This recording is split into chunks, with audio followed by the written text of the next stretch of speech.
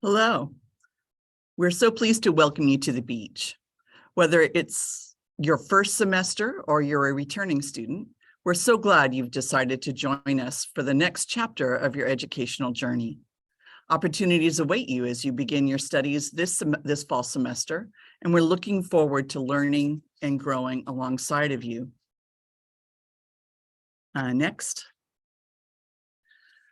Before we get started with our formal program, we like to start large meetings with our land acknowledgement. CSULB is located on the sacred site of Pavunga. We acknowledge that we are on the land of the Tongva, Gabrielino, and the Hashiman Wanyeno nations who have lived and continue to live here. We recognize the Tongva Hashiman nations and their spiritual connection as the first stewards and the traditional caretakers of this land. We thank them for their strength, perseverance, and resistance. We're joining together today for our third annual University Graduate Student Orientation. My name is Jody Cormack. I am your Dean of Graduate Studies, and I'm happy to be here to welcome you all today. We have some great panelists today that will help you learn more about our campus and the services that we have to support you during your time here. Many of you will also have separate departmental orientations that will help you to understand the specific requirements of earning a graduate degree in your discipline. I want to briefly acknowledge your panelists, who you'll hear more from throughout this orientation. We will first have Dr. Dina Perrone, who is our Associate Dean of Graduate Studies, Kim Scatton, the Director of our Graduate Center, Paolo Placentia, the coordinator for our Graduate Center, Omar Hussein, who is our Graduate Writing Specialist, Cynthia Paredes, who is our lead evaluator for the thesis office, Trace Camacho, our Associate Dean of Students, Mary Nguyen, our Director of the Bob Murphy Access Center, and Alex Pavanek, who is our University Librarian. We begin a journey with the end in mind, so we thought it would be fun to share the educational journey of each of your speakers throughout this webinar. So speakers, as you pop in, if you wouldn't mind sharing a little bit about your background, I think that would be great for our students to hear. Personally, I earned my BS degree in physical therapy from Cal State Long Beach many years ago, and then went on to earn my master's in biokinesiology, my doctorate of physical therapy, and then another master's in education from USC. I've been teaching here since 2003, and I'm proud to be a Beach alum.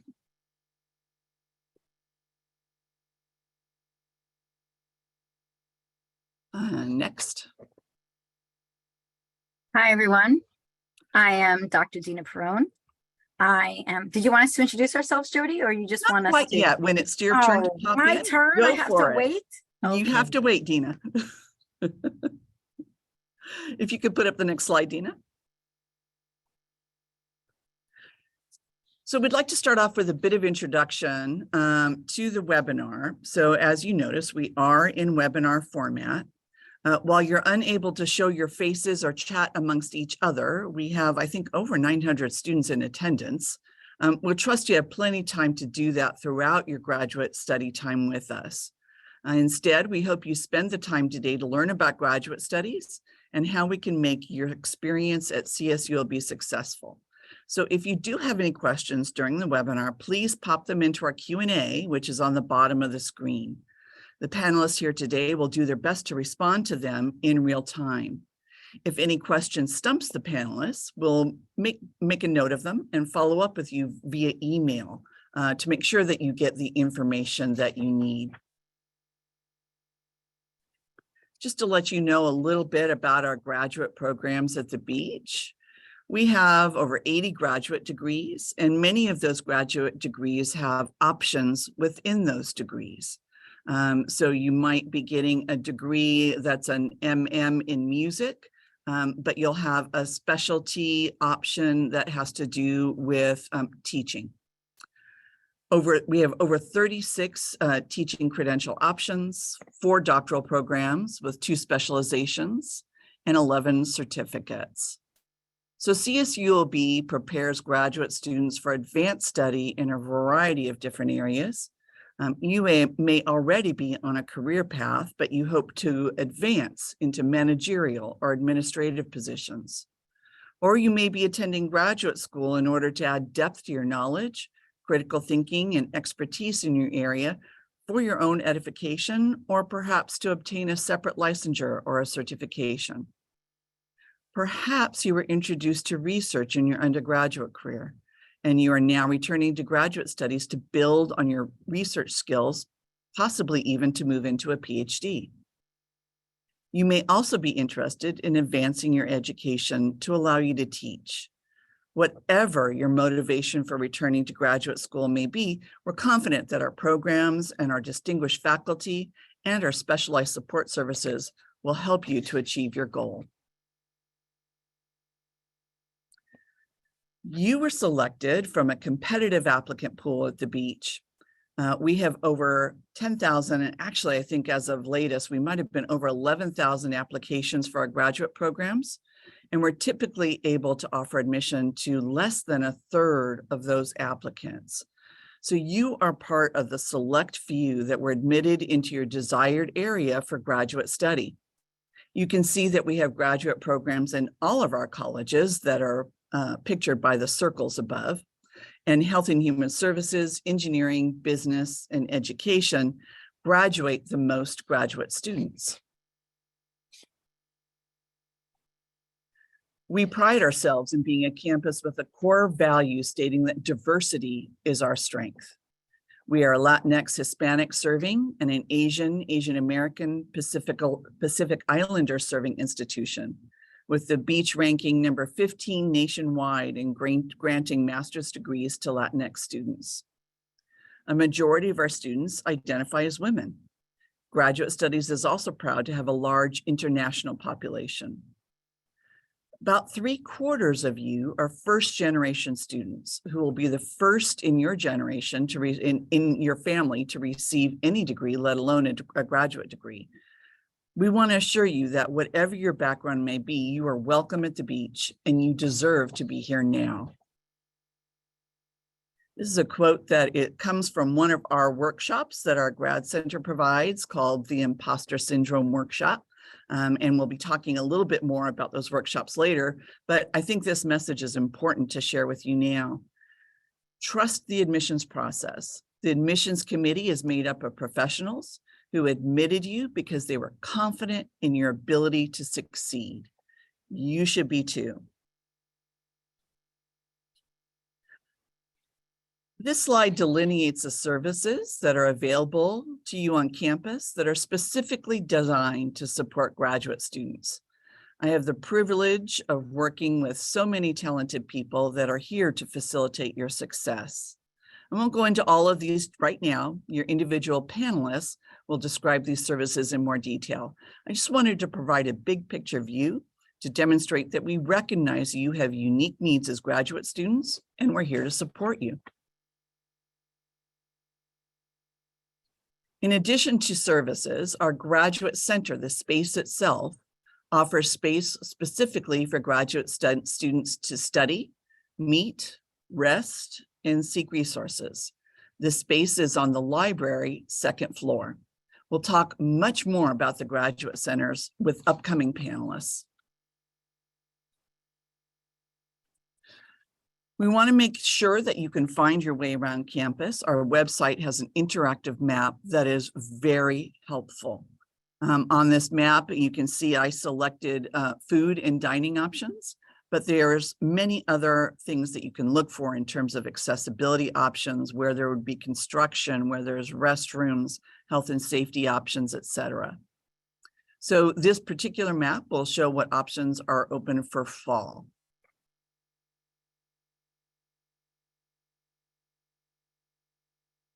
So in closing, my part at least, whatever your reason is for returning to academia, I'm confident that the graduate program you have selected will inspire, challenge, and support you in achievement of your highest academic and professional goals.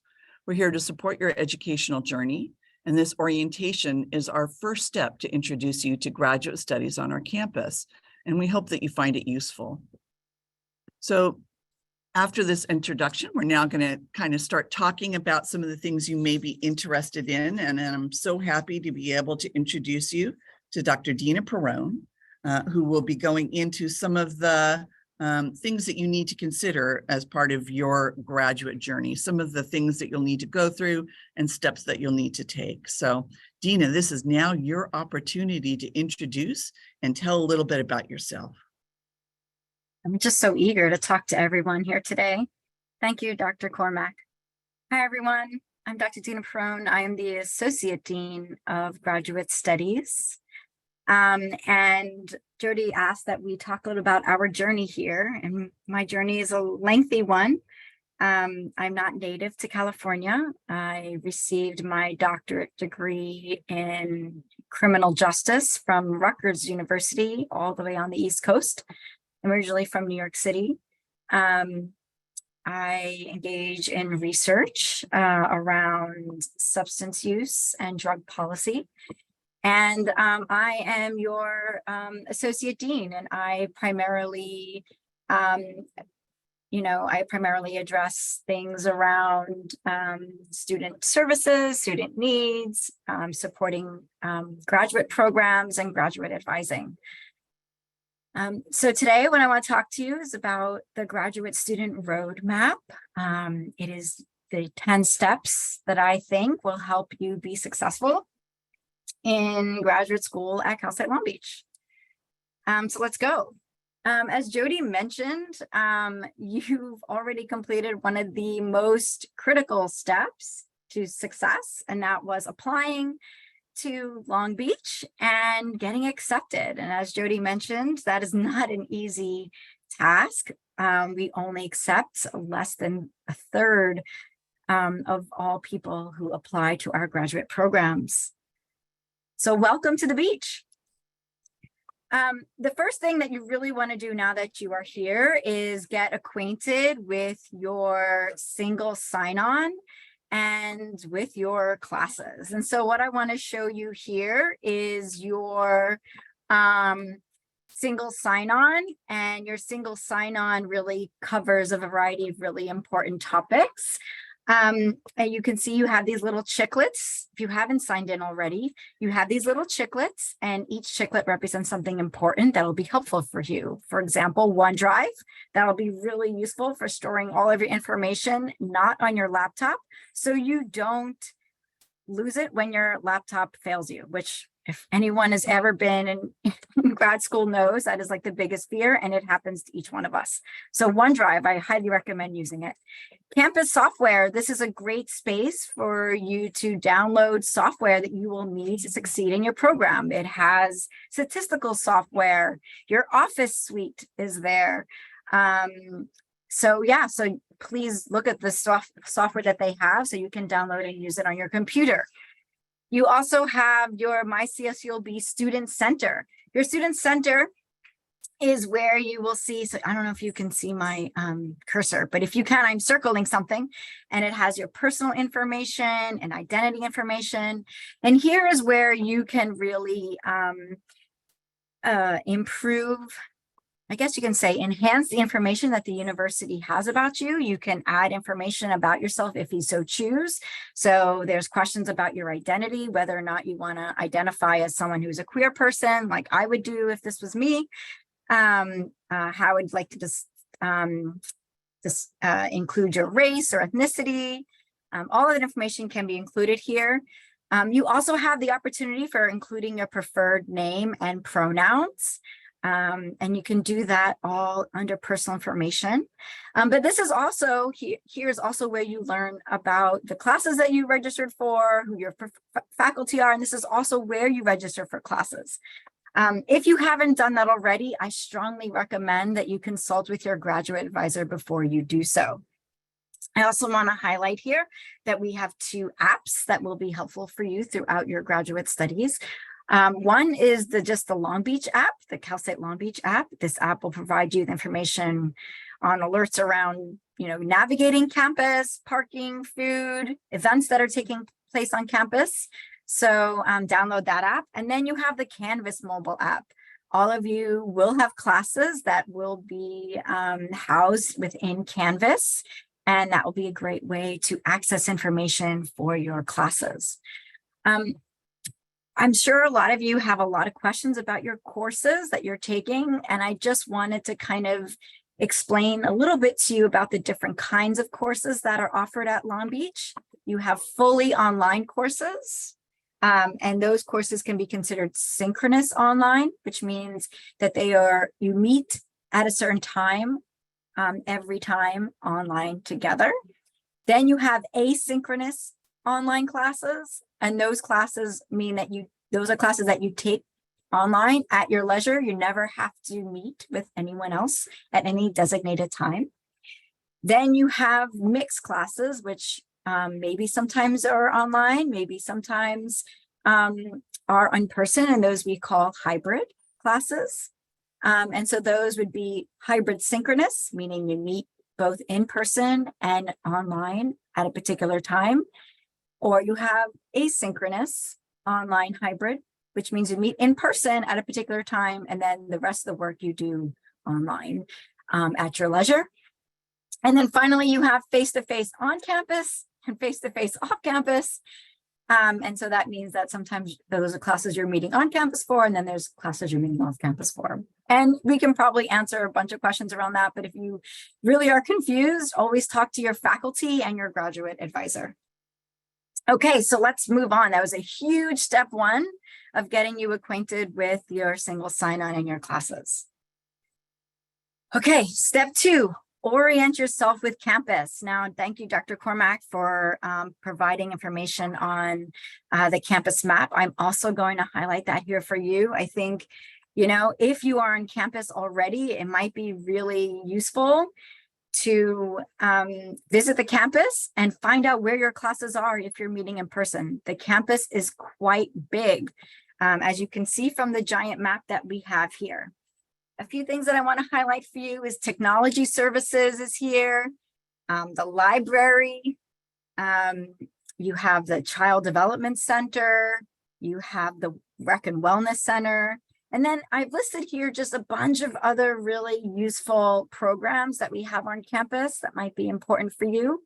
Our Dream Success Center for those students who are undocumented and dreamers, or documented, undocumented, and also in part of the DREAM program. We also have Project Rebound. Project Rebound is for those who are system impacted or formerly incarcerated. That is a great program for you. We also have our BMAC, and BMAC will be presenting and talking with you all today. Health services, obviously the Grad Center, which you'll hear a lot more about. And then we have a variety of cultural and affinity groups for students. I'm trying to think of what else I want to tell you about. There's so many things, and we have so much to offer on this campus. And this is a great time between now and when you start having to complete all of your coursework to really get oriented about what's here for you. Let's move on to our next step, is orient yourself with your program. Okay, that means that, one, we're excited for you to be here to learn about the university-wide supports that we have, but you also need to learn about what's going on in your program. And many of you will have program orientations that are tailored specifically to the supports and the successes and the steps that you need to take to be successful in your program. And so please attend your program orientation if you have one. You reach out to your grad advisor to learn more. Meet with your graduate advisor. That graduate advisor is going to be the person who supports you throughout your program. Review the program requirements. Find out, what do you need to do in order to get your degree? Connect with other graduate students in your program. A lot of grad students create Discords or become part of the Canvas page for their program, and that is also really critical to navigating the nuances of your program and learning what are some of the best ways to succeed, but also to take advantage of all the opportunities that are available to you. Meet with your faculty. learn about get a head start on your classes, make connections with your faculty. And then one really important thing, and you'll receive this in the next couple of weeks, is complete the grad entrance survey. This is for all students who have been newly admitted to grad studies at the beach. All right. Step number 4. This is the heart of your graduate program. You have to go to your classes. You have to read a lot. You think you read a lot in undergrad, you're going to read way more than you could possibly imagine in grad school. You're going to write a lot. You're going to create, right? This is where you can really show who you are and demonstrate all of the experiences that you have had that brought you here. You have to maintain a 3.0 GPA. I know that for many of you, you came from undergraduate programs where going on academic warning meant that you can maintain a 2.0 GPA, but at grad school here at Cal State Long Beach, you have to maintain a 3.0 GPA. If you are struggling, reach out to your grad advisor. Reach out to support networks to help you. We have tutors who are available to you. So make sure you reach out if you find yourself struggling. We also have a great grad mentor program that can help you navigate some of these things. Check your email. You will receive a lot of information. Most of the information that you receive from your faculty, from your advisor, and from the university is going to be via email. You're going to get a ton of email. Try to stay on top of that email so you don't get lost. And most important, breathe. Remember to take care of yourself throughout this process, throughout your graduate studies. All right, let's move on. Step 5, connect. I think it's very quickly that we get so stuck in all of the things that we need to do for our coursework that we forget about what makes us most human, right? This need for connection and how important connection can be to opening up opportunities for you, but also to help you manage the stress of life, right? Of your program. So ask for guidance, go to office hours, create study groups, and again, meet with your advisor. Come to the Grad Center, right? We are here to help you. Connect with us. Throughout your studies, just remember your resources that are available to you, right? Cal State Long Beach has a lot to offer. And remember, you're not doing this alone. There are 5,000 other graduate students on this campus who are also navigating, managing life and grad school. And remember, your faculty did this too. So don't think they weren't there, because they were. I have a lot of stories to tell you about my own graduate experience. Oh boy. Step 6. One of the biggest activities that you will complete in your graduate program is this thing, what we call advancing to candidacy. Advancing to candidacy just means that you have made it to the next level in your graduate study. To make it to that level, you have to have at least 6 units completed. You have to have a 3.0 GPA. You have to complete certain assessments. For some programs, you have to complete an exam. For other programs, you have to complete a paper. And your program will tell you what those assessments are. And you have to get an approved program of study. Part of that program of study is choosing a culminating activity that is best for you. So I'm going to divert a bit to talk about the 3 options that you have dependent on your program. Some program says you only have one option. You have no choice. You can only do a thesis, or you can only do an exam, or you can only do a project. Other programs provide you with options. The way I like to think about these options is think about the kind of career that you want to have, especially for those of you who have options. If you're looking to just get a job right after grad school, do an exam, right? It's probably the easiest way to complete your degree, and I wouldn't say the easiest, but probably the fastest. If you're interested in doing some type of post graduate school, maybe you want to go to law school, maybe you want to go into a doctoral program, then the thesis is probably best for you. If you're someone who's really interested in doing hands-on work outside of your career, outside of your undergraduate, your graduate career, then you want to engage with a project, right? You want to work maybe with an agency to develop some type of goals for them. Then maybe a project is best for you. Projects are also really good for doing group work, right? You can have a project that has at least 2 or 3 or sometimes 4 people. So maybe you want to do a project for your culminating activity, but figure out what's best for you and what your program allows. And then, come to your decision, and then you could advance the candidacy, right? You meet all of those markers. Okay. Step 7, be a student. Part of being your student, again, attend your classes, read, study, write, create, maintain a 3.0 GPA, check your email, and breathe. Along this path, though, other opportunities are going to be open to you. You're going to ask yourself, do I want to participate in research? Do I want to participate in a research competition? Do I want to do an internship? Right? What other opportunities come about? Graduate schools is a great space for you to figure out, right, what you like, what you don't like, right? Do I want a career in research? Do I want to teach? Do I want to be a professor? Perhaps you get an opportunity to be a teaching assistant. Maybe take that opportunity. One of the things that many people don't know, but to teach full-time at a community college, all you need is a master's degree. So you're almost 2 years away from that career. And they pay very well, by the way. Next step, you are on your path. Let's get ready to graduate. We're going to revisit your single sign-on and go back into your My CSULB, and you're going to see the academic requirements report.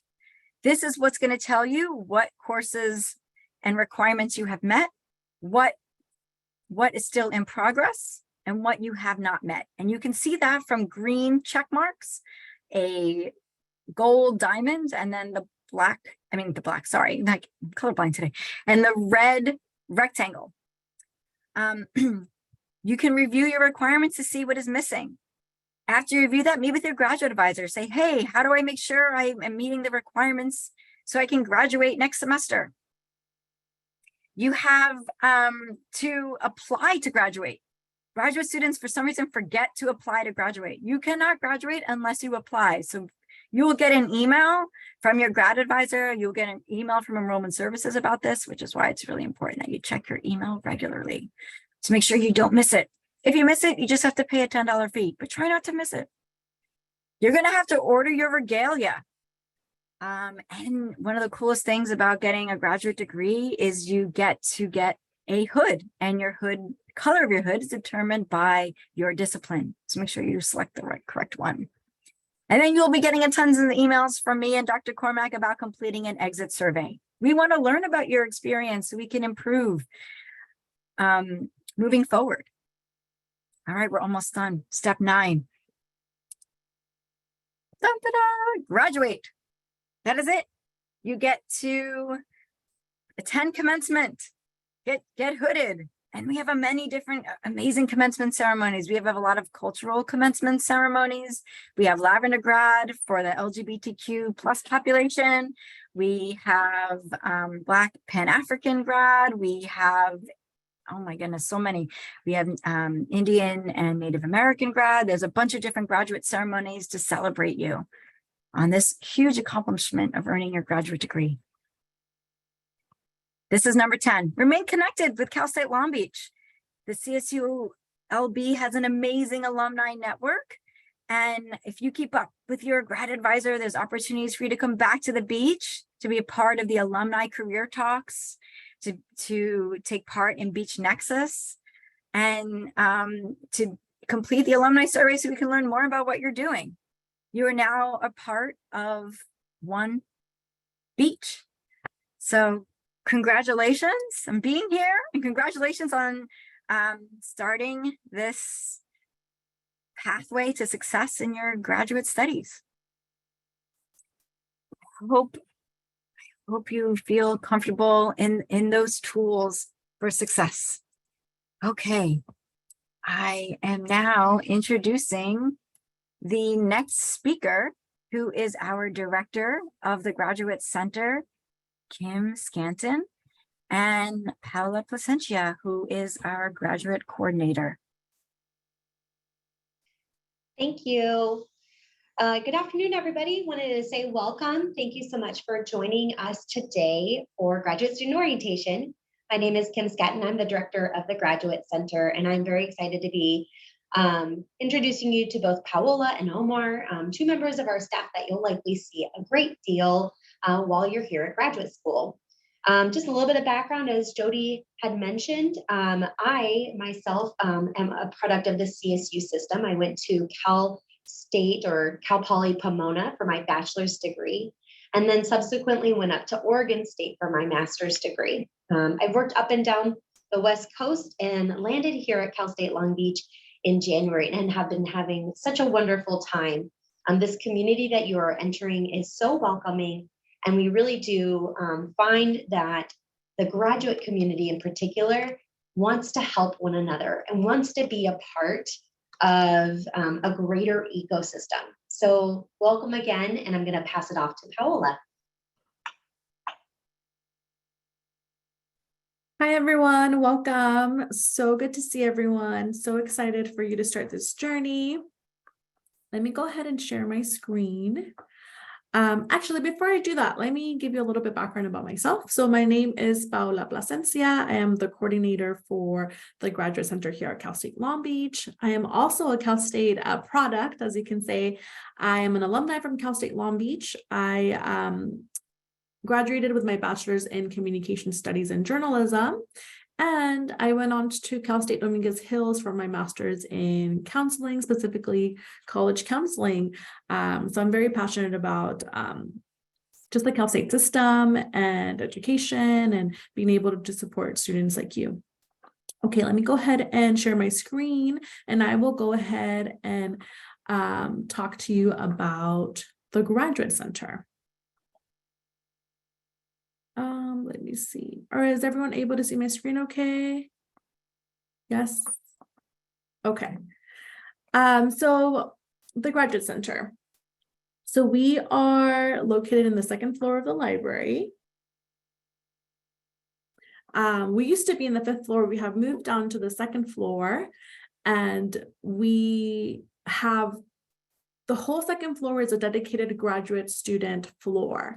So students can come and hang out and study. And within that floor, we have our resource center. Within our resource center, that's where I am located. That's where my colleague Omar is located. And there's a nice study space for you. There's a microwave. There's a Keurig for students to be able to use. I know coffee is essential, or tea during this time of grad school.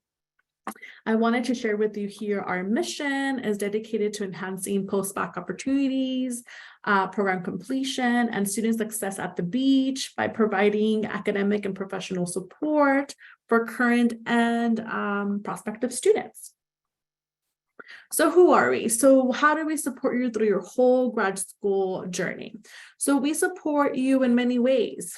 It can be from the very start of you exploring grad school to the very end and celebrating you at your grad hooding ceremony. But between that, we also help you with maybe you want to explore doctoral studies. Maybe you want to get connected to campus, and we can help you with the grad mentor program, and something that I'm going to talk to you about a little bit later. There's also funding support and travel funding opportunities that we also offer our students, and I'll go into more detail with that, as well as graduate writing retreats. We'll be having one in November, and my colleague Omar will talk further about that.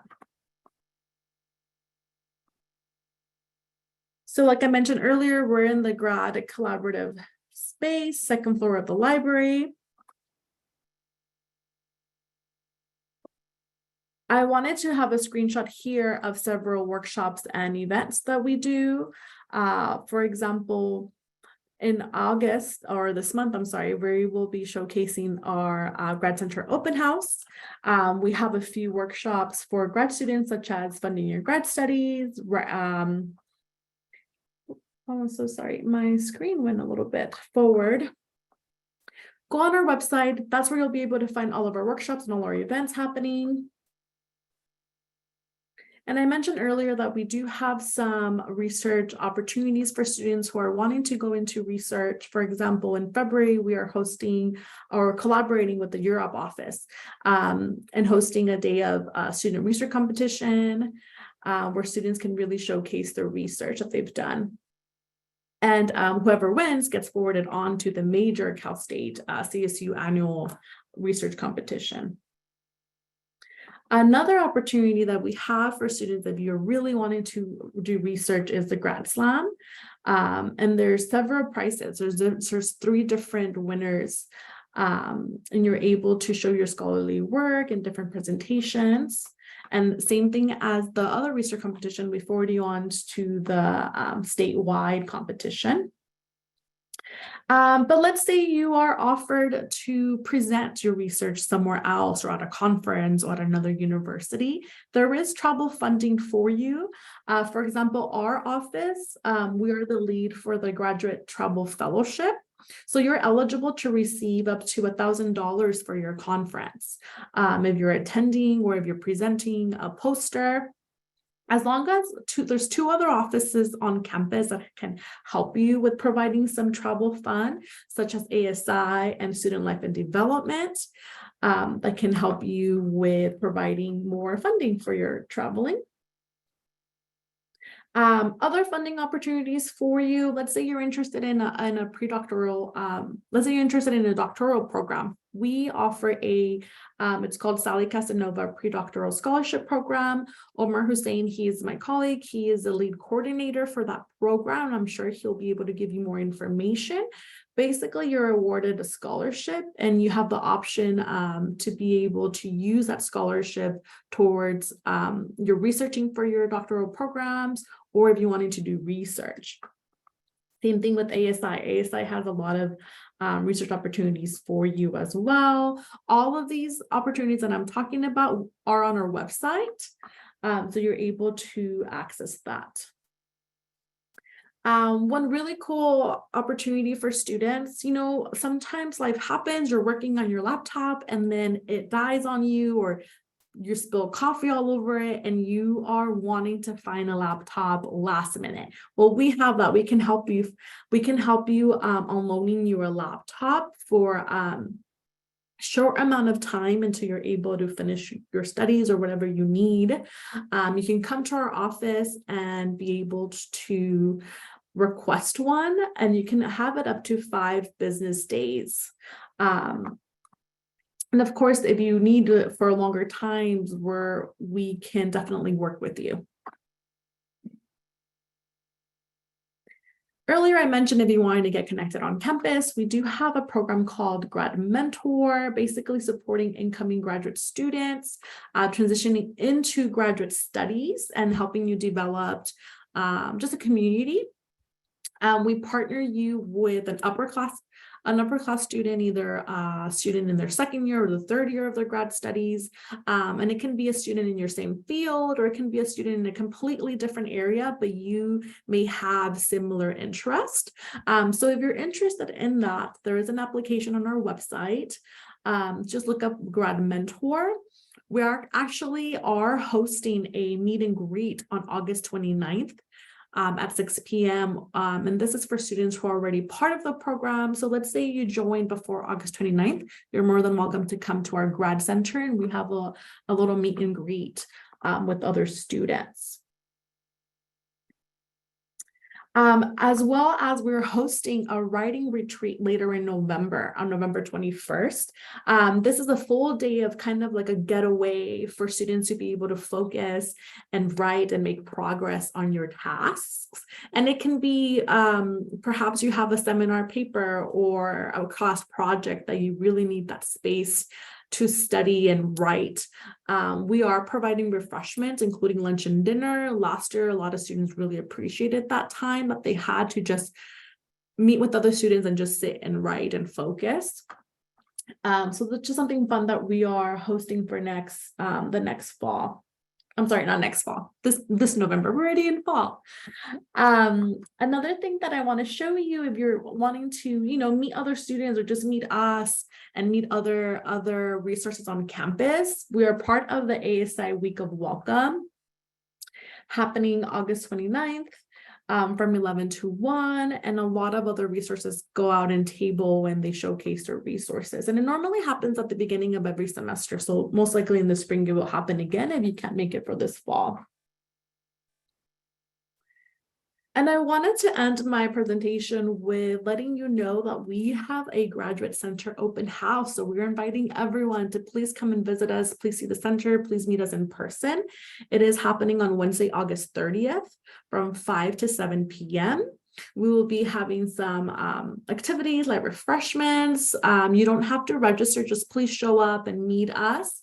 One really cool thing that we are having that time, we are offering free headshots for our grad students.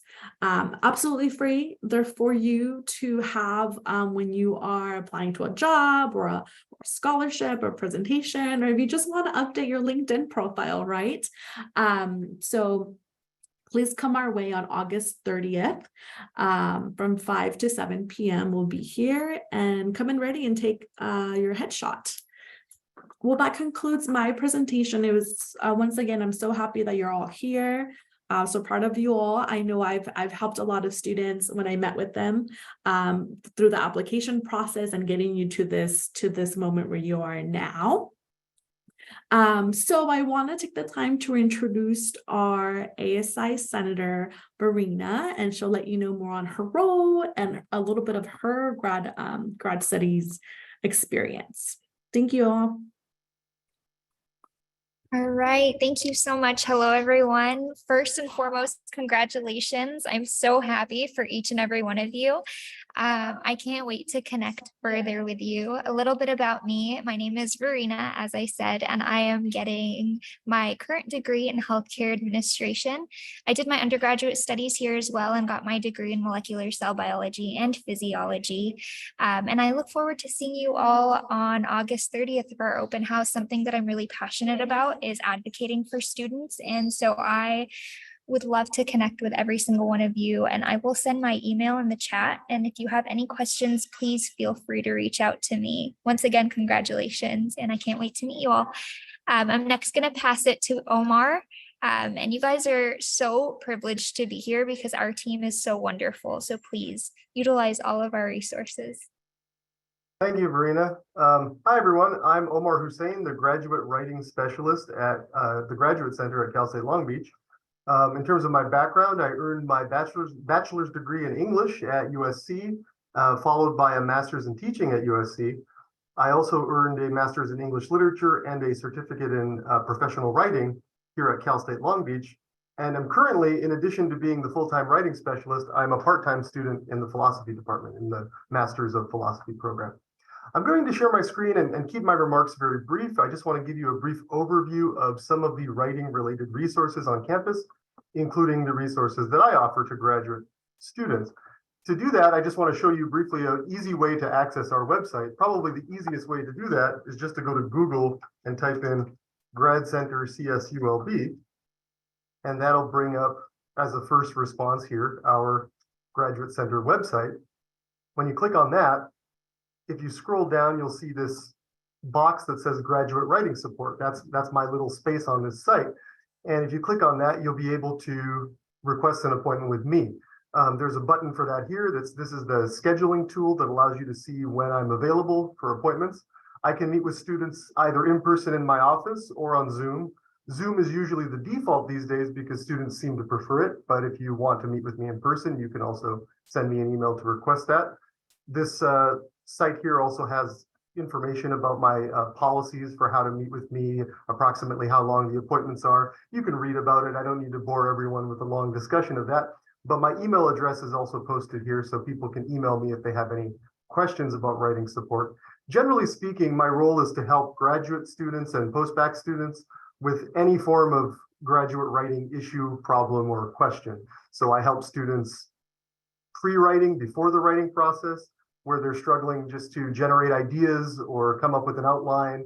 I help students when they're in the middle of the process. Maybe you have a draft of a paper, your professor has told you to make some improvements to it, or maybe you have comments from the professor that you're having a difficult time interpreting. You don't know what they mean or how they want you to change the paper.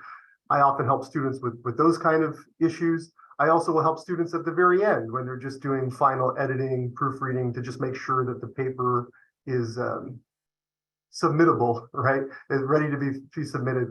And I work with students with all sorts of types of writing as well. It could be a class paper, it could be a thesis or dissertation, it could be a journal article you're trying to publish, it could be application materials for a PhD. Say you're a master's student trying to go on to your next graduate degree. I help students with all sorts of things. So if you have any questions about writing, feel free to reach out to me. I also want to share some information about the other writing resources on campus, because while I'm the only person on campus whose title is graduate writing specialist, there are actually a wealth of other resources related to writing. The first and foremost one is the University Writing Center. I have the link to it right here on my writing page. That center is open to all students, both graduate and undergraduate. So it's a resource that I definitely recommend for you to check out. It's mostly peer tutoring, so you'll receive some kind of input or tutoring from a well-trained student tutor. But that's a great resource that I recommend for you to check out. In addition, the Career Development Center can offer writing-related support related to career writing. So for example, resumes, job applications, cover letters, that sort of thing. You can make appointments with them and attend workshops, etc. The BMAC Center, the Bob Murphy Access Center, we have some folks from the BMAC Center that will be talking later in today's orientation. But I just wanted to briefly say that they do offer some forms of writing support for students who have disabilities. So if you're a student with a disability, you can contact the BMAC Center for more information regarding that. In addition, the CSULB Learning Center, which is a sort of general tutoring center on campus, they offer ESL, or English as a second language tutoring for students who are English learners. So that's another option for you. If English is your second language or you are an international student, that's definitely an option for receiving tutoring in English. There's also a couple of text-based resources I wanted to share. Succeeding at the Beach is a website that includes a bunch of really interesting and useful text-based resources, some of which talk about writing, improving your writing or dealing with writing anxiety. I helped develop many of those materials, so I'm a big fan of them and I recommend them. In addition, I have a website here. I have the link available right here. I call it the Graduate Writing Guy website. It's my own personal writing or academic writing related website where I post resources that are useful to students related to academic writing, including tutorials, videos, handouts, links to useful websites. I have a lot of great resources on there regarding the most common types of graduate writing tasks that you'd be asked to do in graduate school. Things like how to write a literature review, how to cite sources in various formats, such as APA or Chicago or MLA. In addition, I have various resources about overcoming writing anxiety. I'm feeling negative emotions about the writing process, or I'm feeling not capable of writing at this high academic level. How do I overcome those difficult emotions so that I can be successful? I have some great resources on those topics available there. So I think that's it. Please visit the website for more information. If you have any specific questions, don't hesitate to contact me here. I have my email address right here, and I'm happy to answer student questions. So now I'm going to pass the torch, so to speak, or the mic, so to speak, to Cecilia Paredes, from the Thesis and Dissertation Office. Do I have that correct? Is Cecilia next? Yes, great.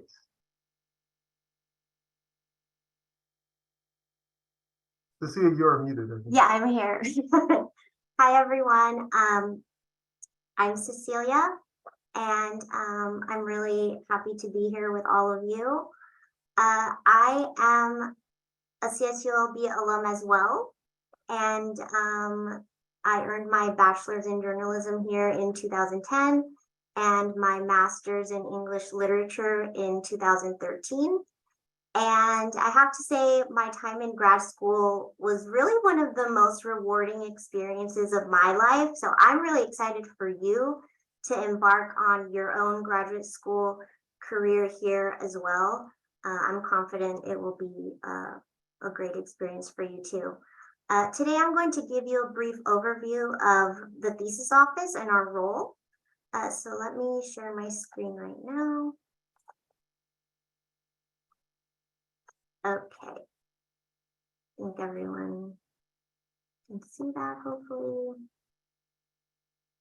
All right, so I'm introducing the thesis and dissertation office. I am the manuscript evaluator here, one of two. And what we do here is we help graduate students prepare their theses and dissertations for online ProQuest publication. So you can find all of our CSULB theses and dissertations on ProQuest.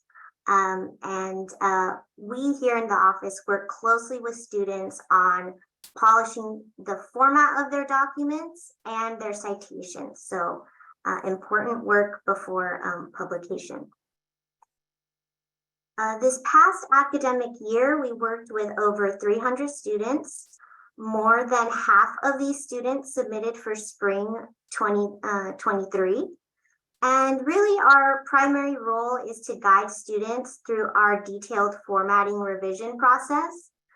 We begin working with students around the time they are finishing their theses. And we've also recently launched a graduate internship program last fall in collaboration with the English department.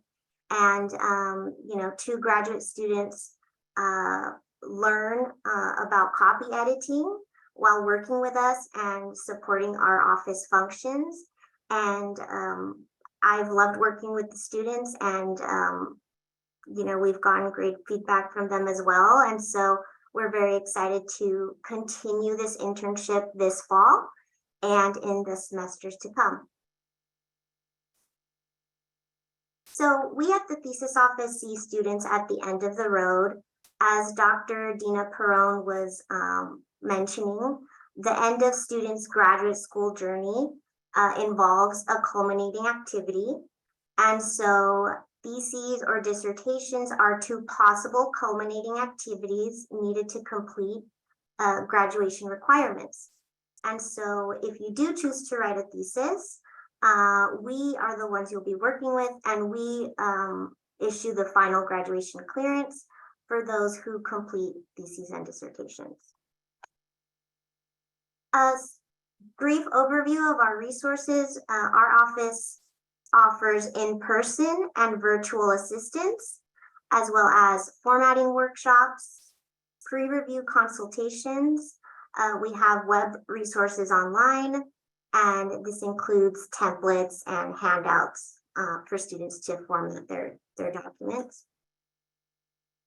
And I encourage you to visit or contact us, whether you're thinking of writing a thesis down the line, or you're at that point in your graduate career where you're thinking of a culminating activity, or you just want to see a friendly face on the second floor. Our hours are Monday and Wednesday, 9 a.m. to 5 p.m., Tuesday, Thursday, 10 a.m. to 6 p.m., and Fridays we're here from 9 a.m. to 5 p.m. We are in the University Library in room 202C, so just a little stone's throw away from the Graduate Center. We're on the same floor, so we're all neighbors, and hopefully I'll see you all studying out there, and we can say hi. So I thank you so much for your time and attention and for being here today. And now I would like to toss it over to Trace Camacho, Dr. Trace Camacho, our Dean of Students. So let me stop sharing my screen and hand it off to him. Thank you so much. Thank you. Hi, everyone. I thought I moved my background. Sorry for the yellow on yellow, but I'm very spirited right now. My name is Dr. Trace Camacho. I'm the Associate Dean of Students and Senior Diversity Officer in Student Affairs. I was in your shoes not too long ago as a grad student. I did my master's degree in education at Iowa State and my PhD in higher adult and lifelong education at Michigan State, but happy to be back home in California.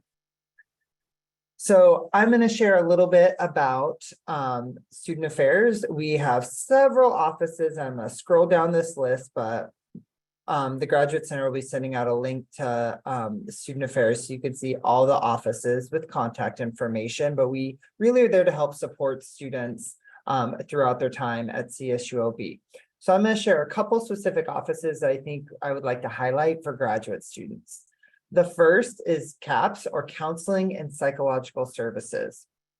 As a student, you have access to one-on-one counseling with licensed therapists. You can contact them to schedule an appointment. They also have a group therapy sessions, and they'll list their groups shortly for the fall 2023 services. So you can go on their website here and schedule one-on-one appointments, or check out to see what other resources they have available to you as a student.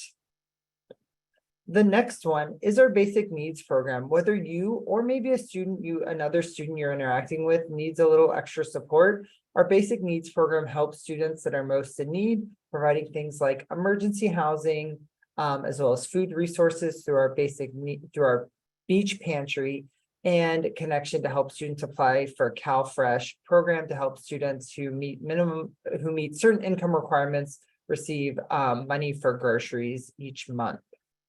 If you go to the basic needs website, they have applications and links to everything under this basic needs services and application tab.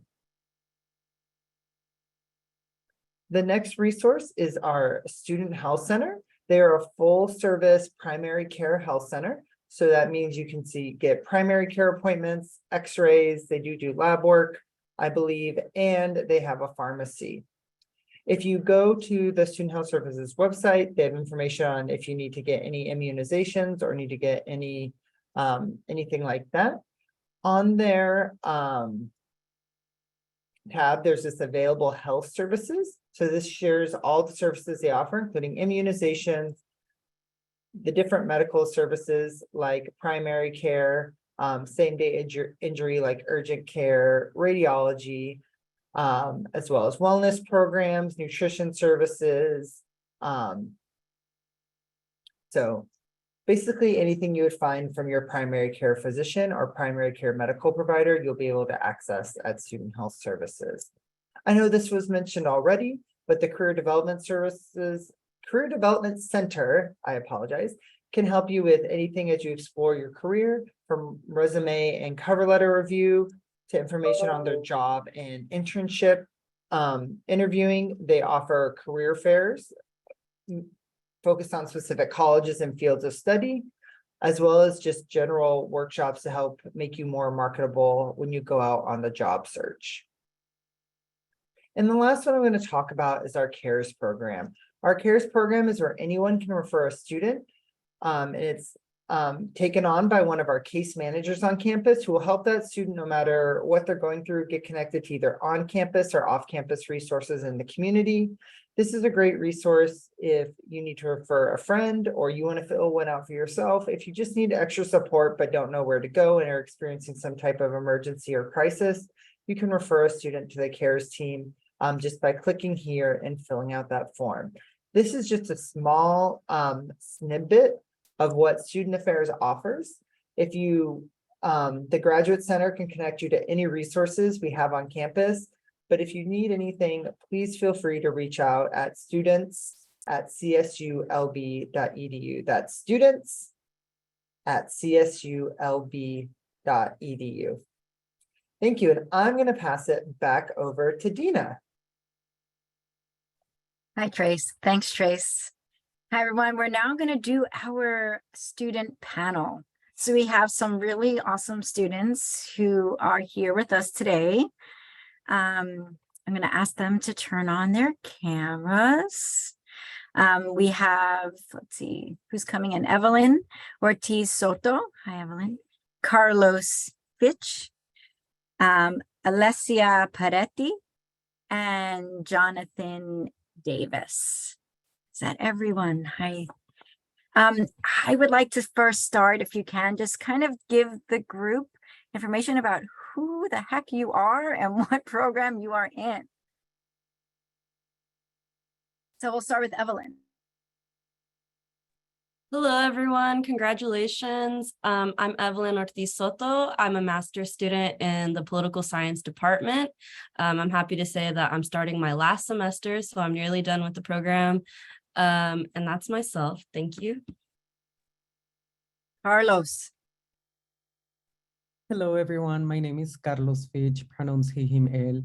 I am in my second year in the Masters of Equity, Education, and Social Justice under the College of Education, and this is my last year as well. Alessia. Hello, everybody. My name is Alessia. I'm a student in political science, so I'm a colleague of Evelyn, and this is my second year and last year, hopefully. Evelyn is also an international student. I mean, I'm sorry, I am. Alessia. I am. I'm I sorry, am an Alessia is international also an student. international student. Yes, sorry. Okay, Jonathan. Hello, everyone. Congratulations again. You are in an amazing school. I love it. I am a second-year doctoral student, and I am pursuing my doctorate in educational leadership with an emphasis in higher education. Again, welcome. So the way we're going to do this is I'm just going to ask these four amazing students to answer some questions, and we're going to get started. So I know that both Alessia and Jonathan relocated to come to Long Beach. And so what suggestions do you have for our grad students here about relocating for graduate study?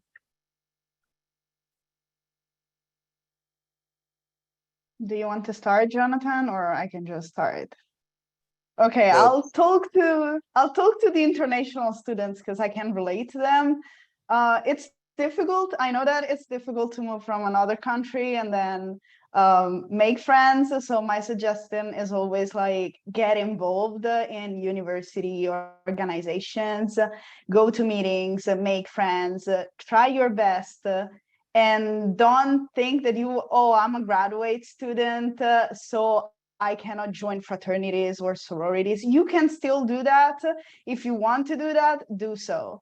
Nobody's stopping you. Like, you're not too old to do that. So this is my suggestion, just to make friends, because friends is what is going to help you in your graduate studies as well. Wow, that's awesome, Alessia. And I would go a step further, not only to make friends, but make family. We're a family here. And you have to understand that the road and career path that you've chosen, we're going to bump into each other as we continue to elevate. That's the reason why we are top in terms of the social mobility chain. So captivate on that. I'm not from another country. However, I am from another part of the US. I'm originally from Louisiana. I'm doing my best to kick back my Southern drawl and my New Orleans twang. But if I get someone else on the chat, then that would go out the window. So in terms of relocating in different areas of parts of the country and world, I think that please be open. You are in a melting pot. Take full advantage of that, because that is going to be the catalyst for you to be able to do whatever you want to do all over the world. I'm actually talking to you guys from Rome, Italy right now. And I'm coming in contact with other college students that are on breaks and things like that. And I'm using some of the skill sets that I've learned here at Cal State Long Beach as I'm engaging in other activities here abroad. So again, welcome. Those are some great tips. Thank you so much. I'm from New York City, and I try really hard not to use my New York accent. So I feel you, Jonathan. So my next question, Evelyn, maybe you can help me here. What strategies that you have for getting to campus during the semester, and in particular thinking about the first semester, the first week, and how challenging it is to navigate campus when everyone else, when is popping over. But just so you know, we have about 40,000 students on our campus. Yes, this is such a great question. I have been commuting since my undergrad, where I came to Long Beach as well for that. And so I'm very familiar with the commuting process. I drive quite a way. And I just really recommend, planning ahead. If that means packing a lunch or dressing comfortably or packing a change of clothes or maybe even an outfit for the gym so you could have some time for self-care. I definitely recommend doing yourself that favor. And maybe make a buddy that you could carpool with or just a buddy that you could keep contact with. I definitely always made an effort to get a phone number from a classmate of mine, because if I ran late or something, I wanted to make sure that I knew someone in the class that I could easily contact. So definitely look for Discord chat groups or just ask someone that you're sitting near kind of frequently, hey, do you mind exchanging contact information? Because it definitely helps as a commuter. Jonathan, would you be open to chatting? I believe you are a Long Beach Transit bus rider, if that's true. I used to be a Long Beach Transit bus rider myself. And so maybe you can give some tips about that. Oh my gosh. Now, people will think that you're off your rocker taking the transit to school. But I tell you, for me, it's a strategy in terms of how you allocate your time. You're going to be involved in a very rigorous program. Not only that, but Cal State Long Beach wants you to enjoy not only the rigors of the program, but the life of being a Go Beach student. So for me, I'm able to do that because en route to class and from class, I'm able to proofread my papers. You're in graduate studies, so there's going to be a lot of writing. Not only that, but I'm able to respond to emails, check in with family so that when I get home after a full day on campus, that is my time. And so some individuals, that choose to drive into campus, I hear my classmates talk about parking and the struggles that they have with that. That is not an issue for me. While they're finding parking and getting to campus, I'm studying, I'm knocking out other tasks, and then I'm doing the same thing going back. So it's just about how you want to manage your time. And also, we want to stay green. So the less cars off the road, the better it is for our environment. You see what we're going through this summer. Let's help not contribute to that to make it worse, but let's move forward and making it better. And that's what Go Beach is about. Thank you, Jonathan.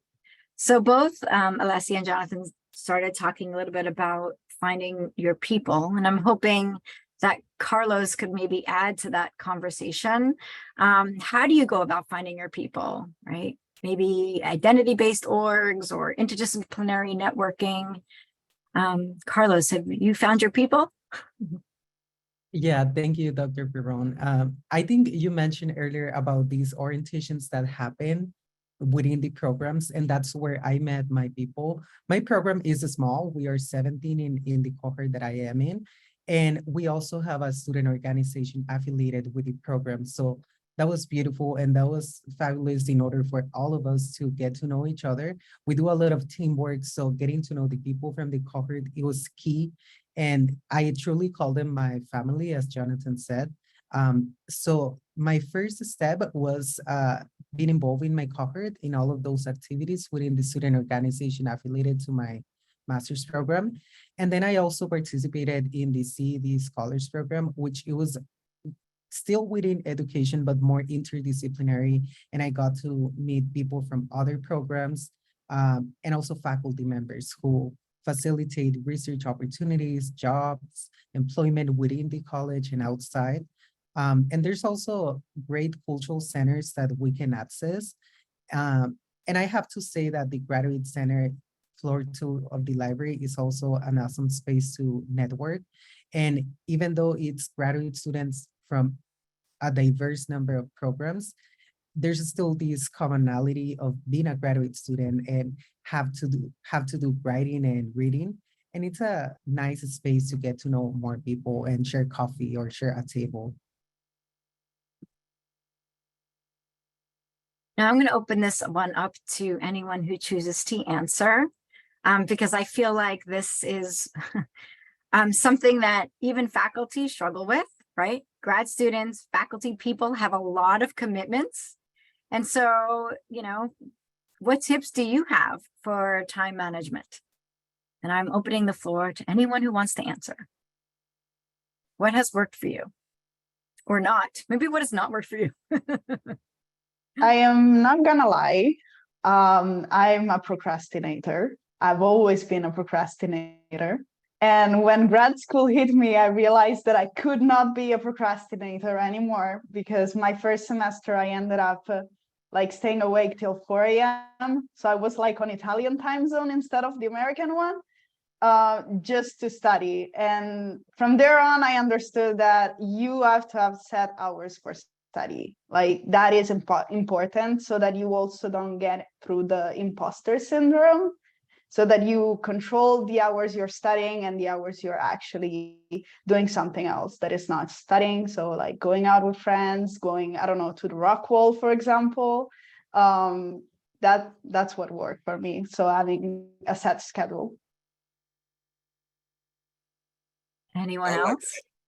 I like to add to that as well. Studying is extremely important and it's going to be vital to your success. In addition to that, for me personally, outside of the studying, I think of my own way of strategy. Now, remember, you've chosen a profession. Now you're in graduate school. Now you're really, stepping it up. And so for me, there's this thing called leverage. And so I do this, whether it's within the College of Education or even other departments.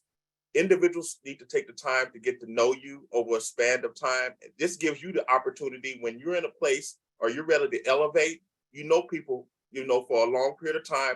Not networking is can be cliche, but people have to see what you're about and see your consistency. So I make it a part of my duty while I'm in the program to not only get my studies in, but to go and spend time with college students and to network across the board with other folks, because yes, there's someone that's in engineering.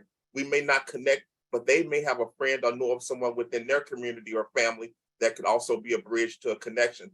So for me, and this is just full disclosure, I'm not dating.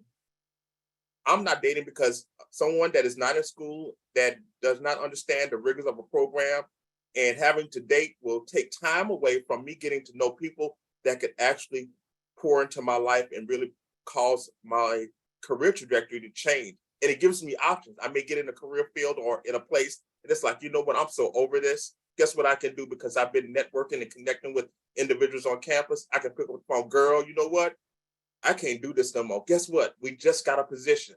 I think it'll be and it happens all the time. You'll hear about it if you haven't already. That's my 2 cents. These wise words from Jonathan: no dating during graduate school. I love it. So you do, though, Jonathan, here mentioned a little bit about, networking and leveraging your networks. And so I was hoping maybe Carlos and Evelyn could add to that kind of conversation about what are some strategies you have for leveraging your network? If it's okay for me to start first, I definitely agree with what Jonathan mentioned. And I think the best place to start for your networking, besides your department, is at the Graduate Center, making connections with, Omar, for example, or Paula. They're both in great positions to help you and direct you to other resources such as fellowships and funding and internships or what have you. So I definitely think you should start there, and also build a community with your peers in your own department. Making friends is important, but they're also going to be your peers in the workforce one day. So you want to make sure you maintain those relationships. Another part of time management is thinking about your long-term goals as well, and making sure you're working towards those and checking in with yourself every so often. So whether your long-term plan after this program is to go straight into the workforce or to apply to a doctoral program, that's something that you want to start thinking of now and start setting milestones for yourself so that you can work for them and integrate opportunities for connections to make those dreams really viable. So really great points. And Carlos, would you like to add to that? Yeah, thank you, Evelyn. I think what has been very helpful for me has been attending faculty office hours. Since the first class, well, not the first one, the second class, I went with my professor, one of my professors, and just talk about the readings. And if I had concepts that I didn't understand, using those hours so that I can be prepared for class. And that establishes a level of connection with faculty members that shows that you care about the coursework, but also about expanding your academic offerings and academic experiences. And in my case, talking to my professors directly about the type of work that I want to do is helpful because they are amazing scholars, amazing researchers, and they have friends in other institutions who might have an opportunity for you to enter into a doctoral program. So there is a network within the network of researchers, and that has been very helpful to me. And also our professors really care about us, and they send us opportunities within the college to apply, for example, the Sally Casanova program, the Equity Fellowships, or different grants that are available, and they guide us through.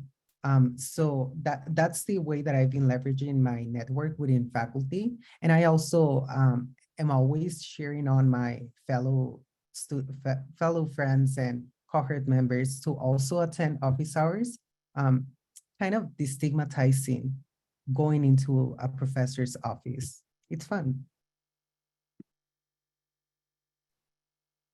Thank you, Carlos. Jonathan, I think you should just know that there are people in the Q&A who are talking about breaking up with their long-term partners. I think it's quite funny. You're revolutionizing relationships here. Okay, so I asked you, I'm guessing many of you can tell that humor is one way in which I maintain wellness in life. And so I'm curious about how do you all maintain wellness while in graduate school? We'll start with Jonathan, and then if anyone else wants to answer, go for it. Well, one of the things that you have an opportunity to do, which I had an opportunity to do at the very beginning of the program, was to understand what are the things that will allow for me to keep balance in my life. And so I would challenge you to do the same thing. Like for me, I know candles, walks, to reset. And I learned this from Omar, working with him over the past year or so, to reset when I get roadblocked in my writing and what have you.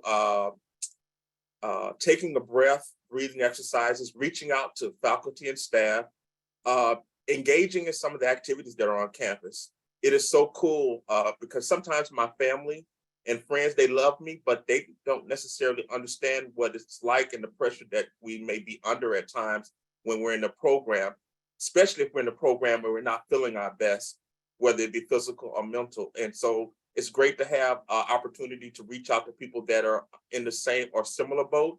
And in addition to that, to know what it is that would allow me to kind of make sure that I stay balanced. I'm writing my paper right now, but I'm doing it in Rome. So that was a strategy of mine. When I get tired and get frustrated, I get up and I go out and I explore the city of Rome. And then when I have done that, then I come back, I sit down and I go back into my writing. That was all planned. And that was all facilitated by communicating with the professors and communicating with staff on campus to, hey, you know what, you could do this to help, kill two birds with one stone. Hey, do a vacate and do some studying. And so these are creative ways that we have to look within ourselves to make sure, because don't do school without bringing the fun with it. Let's bring both along on this journey of academic together. Anyone else want to add anything? Alessia, did you want to add anything? I know that you've leveraged some. Go ahead. I am an adrenaline junkie, so the rock wall has been my lifesaver for the whole past year. If you like it or if you want to try it, my suggestion is go to the rock wall. Like, we have fun over there. And what I do sometimes is I bring my laptop there, I do some climbs, then I study, and then I go do some more climbs. That's it. For me, that's it. And for those of you who don't know, our Rec and Wellness Center on our campus is pretty impressive. And what Alessia is talking about is the rock wall that you can climb in our Rec and Wellness Center. So, but they have other things too. If you're not into rock climbing, you can beach volleyball or swim or run, or I don't even know, get on some kind of machine. They have a whirlpool and jacuzzi. So I love the blah, blah, blah, blah, blah, blah, blah, blah, blah. So if you're stressed in your back and in your neck, you guys, you can literally go to the facility and get yourself a low-key spa treatment and just sit in the water and to get back into the grind of your studies. So Well, I just want to thank the four of you so much for taking the time to share your experience and your knowledge with all 800 people who are here today. I really, really appreciate it. I learned a lot. I did not know about the jacuzzi. I might take you up on that one. So thank you so much. I am sure the students also enjoyed it. And yes, come to the Grad Center whenever you can. I would love to see you all in person soon, especially for the Grad Center open house. All right, thank you again. I am going to pass it on to Mary Nguyen from BMAC. Hi, Mary. Lovely to see you, Mary. Hello, everyone. Thank you for having me. I'm going to be sharing my screen.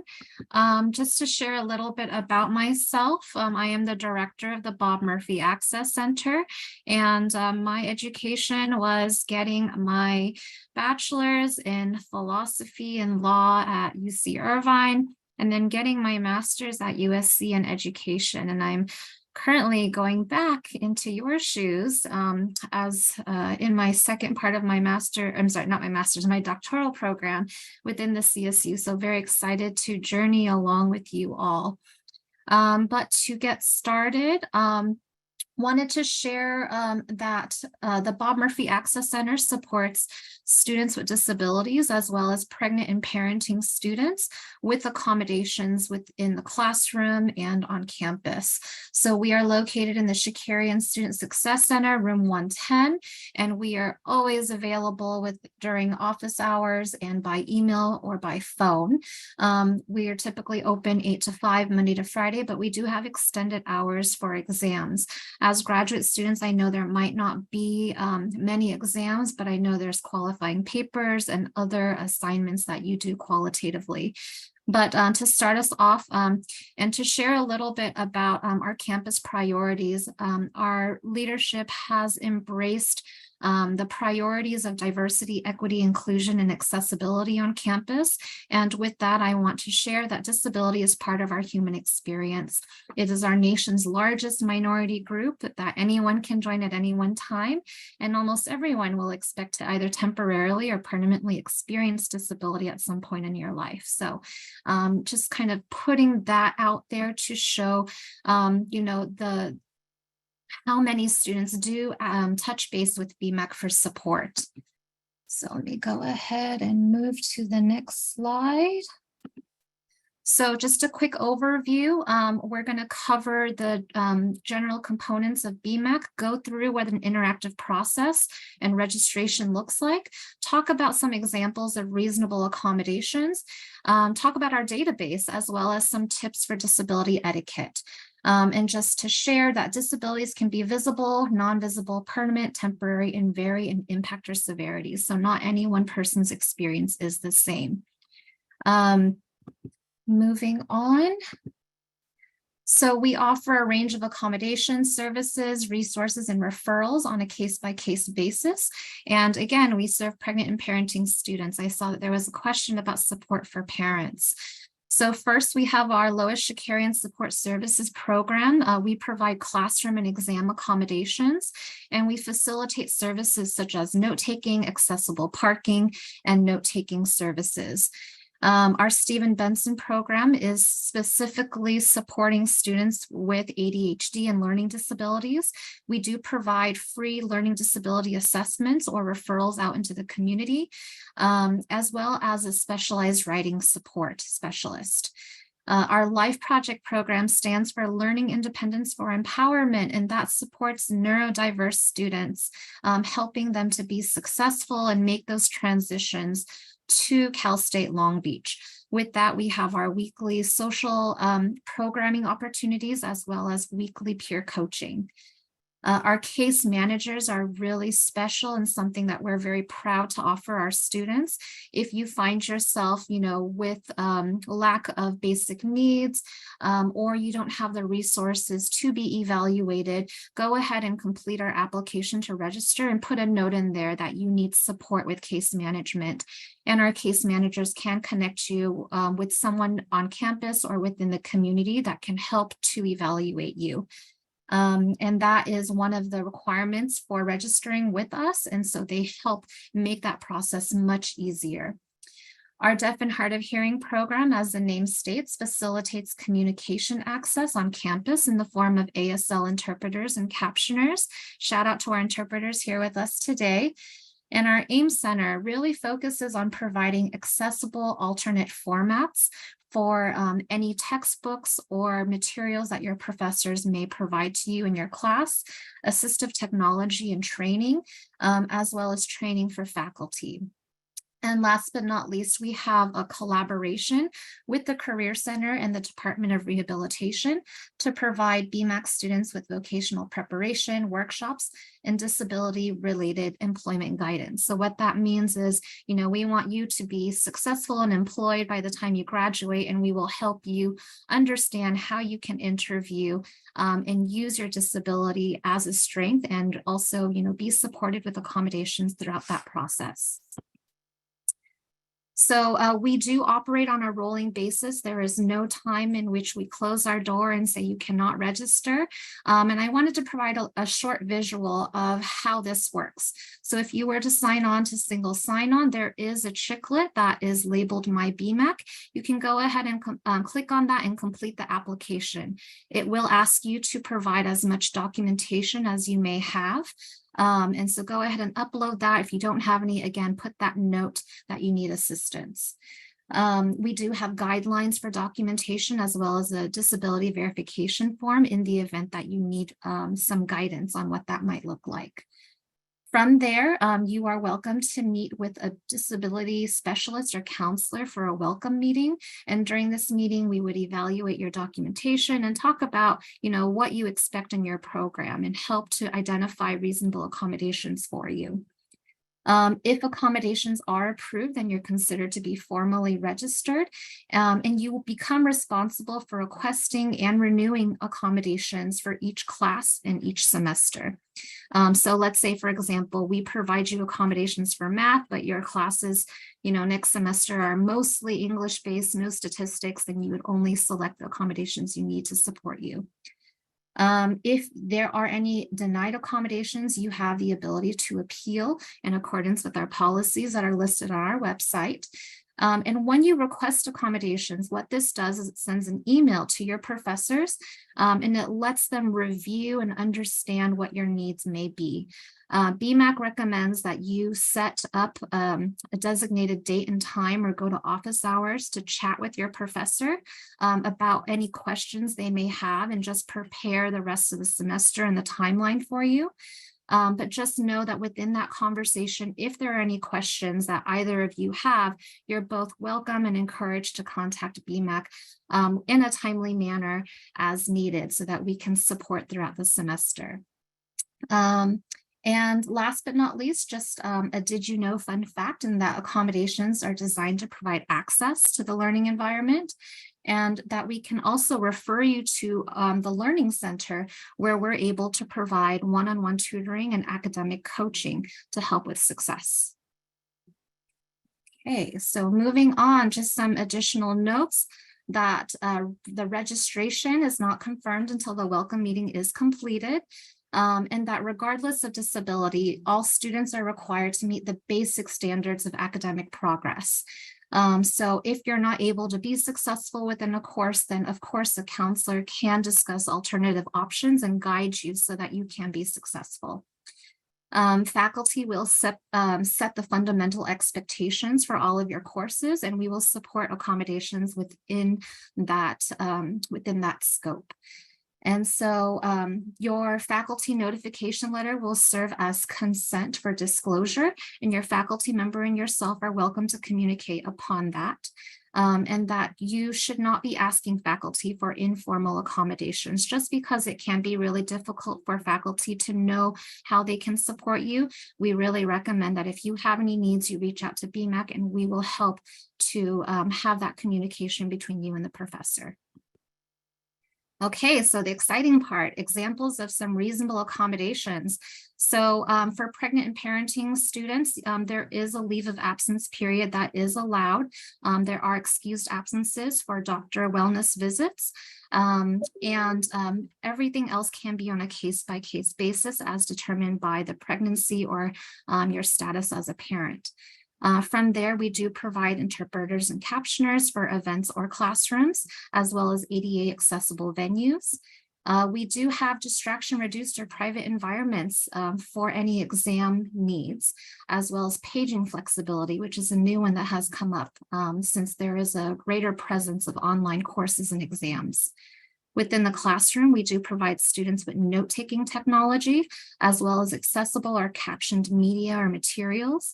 And then in the classroom, accessible furniture is also available.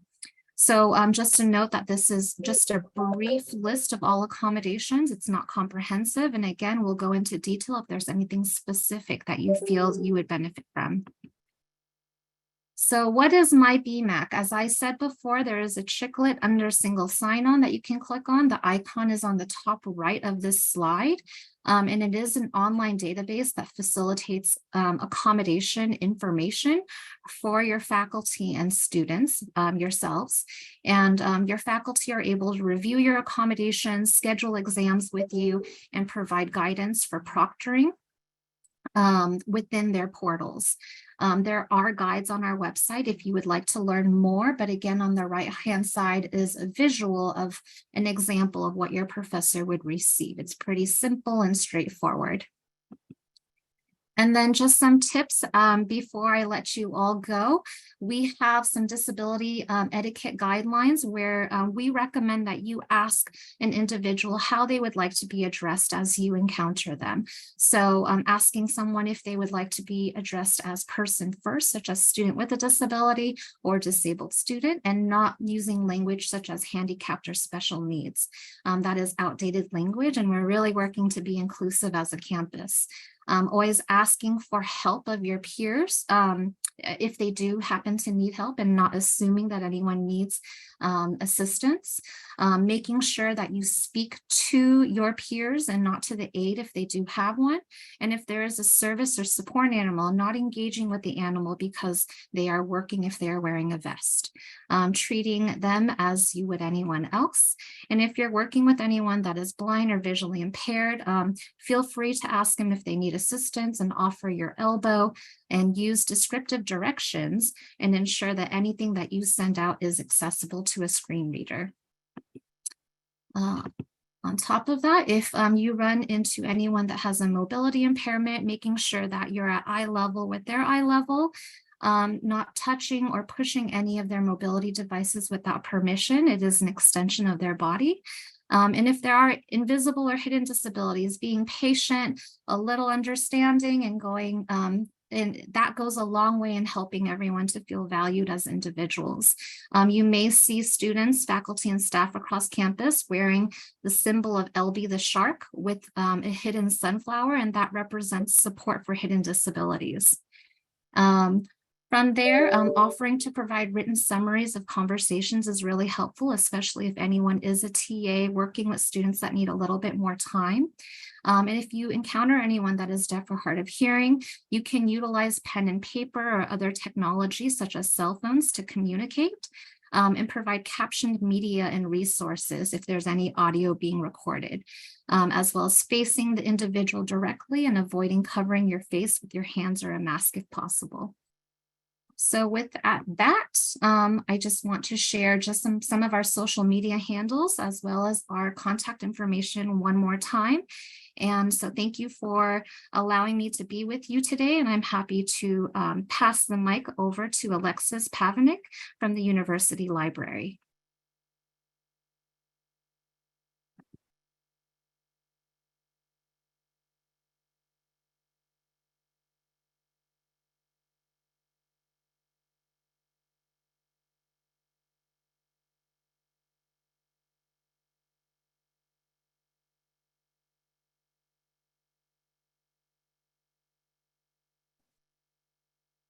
I'm not sure what's happening with the technology. Sorry. The librarian was not tech ready. Hello. Welcome, everybody. Congratulations on joining the beach. We are welcome and excited to have you. My name is Dr. Alexis Pavinik, and I am the librarian for languages and literatures, and I'm going to do a very brief overview of the library today. The Grad Center is in the library, so you already are halfway there if you come to study. And the things that I'd like to point out to you are really our highlights. There are, of course, a million things to be excited about your library, and I'm just going to point out the very basics to get you started. The first is when you engage with the library homepage, please scroll down. That is our first and foremost issue, that students don't think about scrolling down past our big banner. It's down underneath the banner that you will see the options for search. And we really recommend first and foremost looking at the research guides for your major. There's 15 librarians on campus. We are subject specialists. We're what are called liaisons. So we liaise with your departments to find out exactly the kind of research that you need to do and how we can support your efforts in doing that. The research guides will show you how to do that. Also underneath the OneSearch databases and the more nitty-gritty parts of research that you particularly as grad students are going to need. So meet your librarians, really get engaged with your people. We are your people. Speaking of those people. Each major has a topic and specific librarian liaison. We are very friendly and we always answer our emails. We answer simple questions at the reference desk that's the big desk on the main floor. It has a big question mark on the post. And then we also make consultations in person and on Zoom. And we do a lot of person-to-person work with graduate students. So please reach out to us. We are here for you. The guides themselves have a lot going on in them, and you can find them related to your topic. So they're tailor-made. And what you want to do when you select that research guides button underneath the OneSearch box is you want to look by your subject. If you already know your librarian, you can also look by owner. And once inside, you're going to see all this information that we've given you. Here's an example of one of my guides for higher studies in English literature and comparative world literature. I have videos about how to use the library. I have suggested databases and where to look for particular research for topics.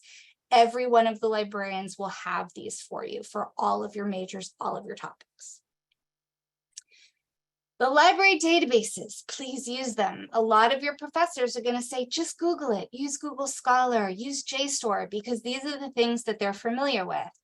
But the truth is, we have over 330 databases, and they're specific collections of articles, books, and streaming materials that are directly related to your content and your interests. There's a learning curve. That's why you will have your professors will ask us, the librarians, to come to your class to teach you how to use the library for specific assignments, but the research guides can step you through it on your own. You just need to realize they exist, and then you need to explore and engage. The most important point is to have patience with yourself, because research takes patience and time. There's no way around that. And then what is the library building about? We have 6 floors of study space. All of the floors have space to study individually and in groups.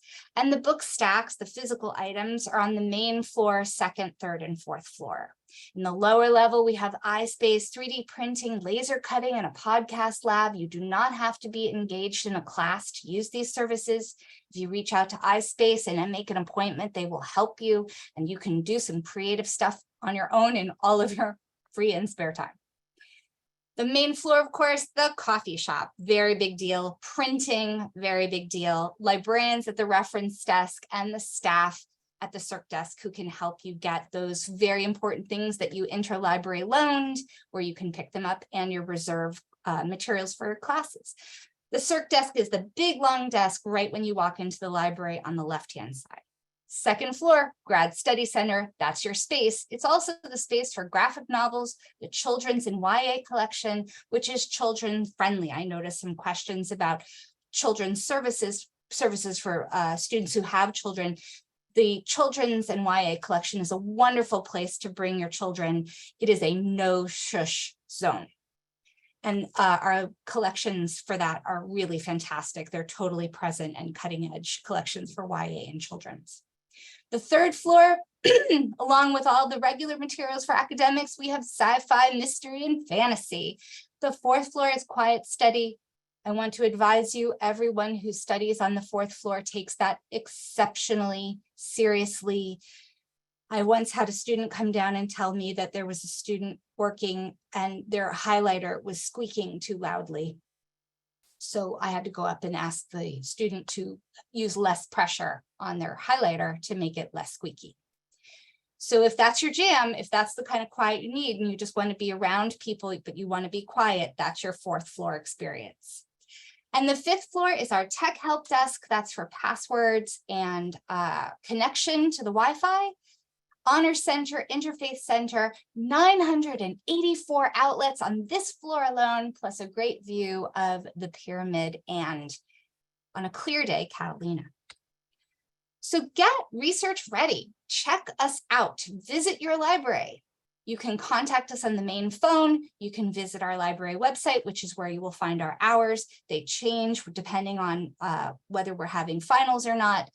Reach out to your librarians, get to know them, get involved with them. We are exceptionally friendly. If you have past experiences with librarians that have been less than supportive, we are not those people. We are here to help you. In Canvas, when you are in your classrooms, there's a button now called Library Tools that will take you to the library guides that are specific to your course. And you can also find your reserves there, things that your professors have put on hold for your class. Over 2 million books and ebooks, millions more articles, e-materials, streaming. Our entire job is service and support of our research, and we are so much more than study space, coffee, and printing. So please check us out. And I'd like to say, as a last note, that I didn't give my introduction. I have 4 graduate degrees, a PhD, and 3 master's degrees. I am completely aware of everything you're going through. Jonathan speaks truth. That was my experience as well, in all levels. You need to find the place for yourself where your study habits and your focus works for you. So take that into consideration when you budget your time and when you think about how you're going to move forward. Welcome to the beach. Oh, and the next person on our list of exciting and new things is the Office of Equity and Compliance, Susana Soto.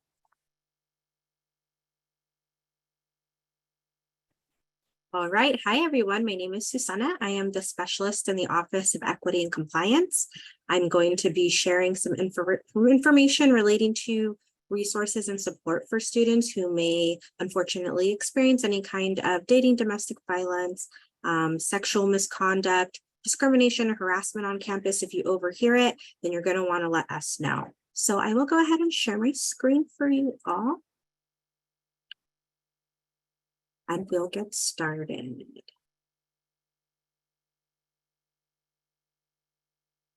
Okay, so we're going to cover reporting and resources very briefly. I just want to make you all aware that every employee here on campus employed with our university that's amazing and lovely, they do have a duty to report forward, and that includes your student assistants, some of you all that may be GAs and TAs coming in, some of you all that may have some sort of tutoring role and any kinds of services or anything like that.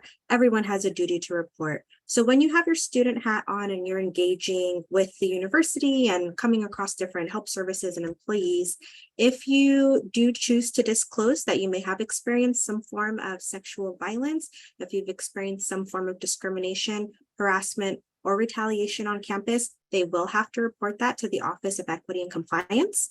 So just knowing that can kind of help you decide how you want to proceed forward. If you do want to tell someone your story, if you just want to let them know that something may have happened to you so they can get you connected to resources, then that's totally fine. Just know that you're making an informed decision when you do decide to report to campus, any kind of campus employee. So how they would actually report and how you may report if you do end up working for our lovely university, which I'm very proud to be employed with as well. You will have to go on to our website. You can open an online incident reporting form. You can also use this form if you want to kind of cut out the middleman. You don't want to, or middle person. If you don't want to report directly to a staff member, you just kind of want to get in touch with our office right away. Then you can go on our website as well. Report as a student, report as an employee, whatever you need. Our online incident reporting form is a 24/7 link. It's always available, which is amazing. Our staff are always looking at what's coming in. And if it's really urgent, for example, a recent sexual assault and you really just need support and resources, we do check those throughout the weekend. So we will get you connected with resources that you might need. You can also give us a call. We're always answering the phone Monday through Friday, 8 a.m. to 5 p.m. If you leave a voicemail, we will call you back. Just leave your name and your phone number. And then you can also send us an email. This is what it looks like when we send outreach if somebody does decide to report to our office, or if we receive notice from somebody reporting forward. Just like I told you, employees do have a duty to report. We take that information and we reach out directly to the person who experienced the harm. And it'll look like an email like this. It really is a, hello, we heard something may have happened to you. Get in touch with our office. You have the right to decide not to. Here's some resources if you decide to go about your merry way and access some confidential support. Our office is the compliance office, so we can hold folks accountable through an educational process if that's what the survivor wants, but that's not all that we do. We also do things called no contact directives, which are supportive measures. We can facilitate some sort of agreement between parties that they're going to continue not to speak to each other for the remainder of an academic year. For the remainder of a semester, we can inform faculty if needed that folks should not be in the same group for group projects. There's a lot of different things that we can do to make sure that folks stay safe without having to go through a formal process like a formal investigation or a formal review. So there are a lot of options there, and there are a lot of benefits to getting in touch with our office, but that's not the only way to receive support. And our main focus is campus safety. So I just kind of wanted to throw that out there. If you do receive an email from us because you disclosed to someone, something may have happened to you and they reported forward, please don't be afraid. Just know that we want you to have resources and you don't have to reply. Again, I want to emphasize that you do not have to unless you want to engage with our office. This is what our team looks like. Most of the folks on our team are actually licensed and state barred attorneys here in the office, and we do have one of our folks that actually do international law, which is very cool. We also have me. You may see me again in one of your classes. I do typically try to facilitate some sort of sexual prevention education and things throughout campus when time allows. And then our Title IX coordinator is our main point of contact and kind of makes the decisions on how we want to handle things going forward. Our office is really friendly. Please don't be afraid to give us a call. That's why we're all smiling in these photos. And then I do want to highlight and take some time to let you all know about amazing campus confidential resources that we have on campus. These are our campus confidential advocates. They are not tied to our office. We do partner with them at the request of survivors that may be working with the advocates, and then they decide that they want to get in touch with their office. They may need some help facilitating resources, or maybe they do want a formal complaint or investigation on file, but that's not required in order to access the advocates. They are the only folks that are on campus that are specifically trained in crisis counseling and support for folks that may have experienced any kind of sexual misconduct, dating, domestic violence, stalking. So they cover all of the things that are on the screen there. They can help facilitate supportive measures as well. That may also mean getting in touch with our office to kind of get in touch with faculty and whatnot. But we may not even know that person's story. If the advocates refer them over to us, they may just say they need some support. We don't ask questions because we respect that confidentiality piece. The advocates will only share what the person is comfortable with them sharing. That is why they're such an amazing resource on campus. They can go off campus with students to help facilitate if they need help kind of understanding the process for getting a temporary restraining order or a more permanent restraining order. They can assist with that. They can go to court.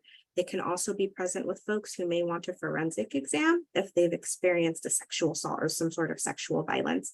The only other folks that are allowed to be present for those forensic exams are uniformed police officers. So their role is very unique and special to campus. They can go off campus. They can do a lot more things as far as support goes that our office cannot do, and that other staff and folks on campus also are not allowed to do as well.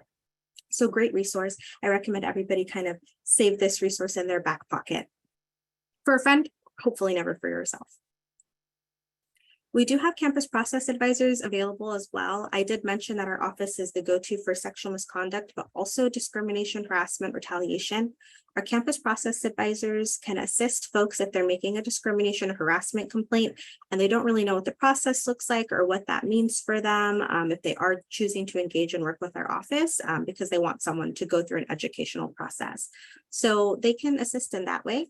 They also do work as folks that can assist people who are accused of any kind of sexual violence. So if you, hope this never happens to any of you watching this facilitation for resources, but if you do find yourself accused of some sort of sexual violence or sexual misconduct on campus, and you're kind of like, I don't know what's next, I don't know what to do, our office can connect you with one of these folks that are on the screen here. And they are familiar with their processes, they're trained and ready to go, and they know how to assist. They can help you kind of facilitate communicating with their office, but they do not speak for you. They are not confidential, but they do share with nuance. So they will keep things that you share with them private unless there's an immediate need to share. Give you disclose that you're planning to harm someone, yourself, or others, those kinds of things. I also want to take some time to highlight UPD. If you are walking to your car alone, especially at night, and you don't feel safe, I know for graduate students, this is pretty common. Your classes may get out really late in the evening, like that last 9:45 slot that a lot of folks have. You can call the UPD non-emergency line. It's there in the top bullet on the contact on the left. That line will allow you to be able to place that call and say, you know, I need someone to walk with me. I'm alone. My car is parked all the way, and I don't know, the furthest parking lot available, maybe the Pyramid from where you need to be. And they will actually walk with you to your car. They can walk with you to your next class if you're alone and you don't have that buddy system in place yet because it's the beginning of the school year. Then you can absolutely use that as a resource. They will respond outside of those hours that are posted, and that's what you can see there down at the bottom. If you call outside of those hours, someone will still assist you. It may just be a little bit more time than usual, but they will make sure that someone's able to help. So we're going to briefly cover Title IX, and I just kind of want to throw out there, we've already started talking about it, but we do have a sensitivity warning because we are talking about matters relating to sexual violence. So what exactly is Title IX? Because I kind of was talking a little bit about what our office is able to do, what are the campus confidential advocates able to do.